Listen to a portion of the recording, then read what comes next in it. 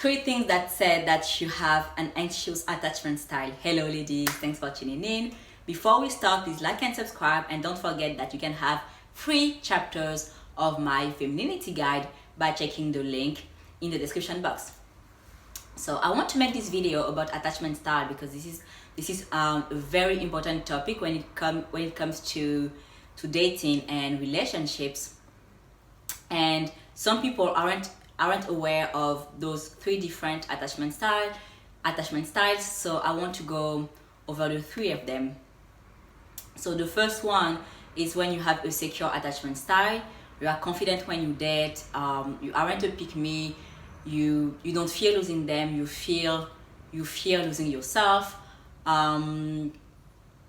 You are aware of the risks that exist when dating, and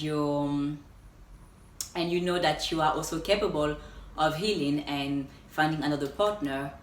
When you have a secure attachment style, generally it comes from your parents, or you've worked on your wounds and now you have a secure attachment style.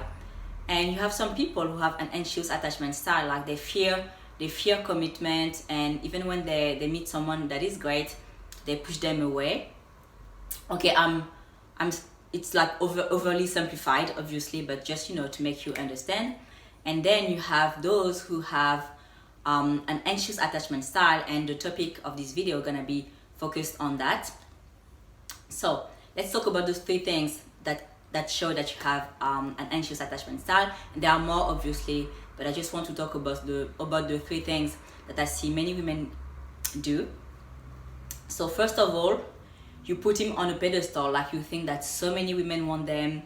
Like when they go out with their male friends, you want to hear from them all the time. You are afraid of them talking to other women, or you think that other women will try to flirt with him because you find him so handsome, and you feel like everyone wants him. You also have some people, when they have an anxious attachment style, they need to hear from their partner all the time. They need to have them on FaceTime to check who is around. And if they call their partner and he doesn't pick up the phone, they start to cry, and they have a lot of anxiety. It's a bit extreme, but I know that some women are like that, and they are always thinking about the worst things that could happen. They are constantly anxious, and they are constantly overthinking things, and they're constantly thinking about that guy cheating. And you also have some people, when they have an anxious attachment style, and it comes more from daddy's issues, like they sleep with the man when they feel like they're about to lose them.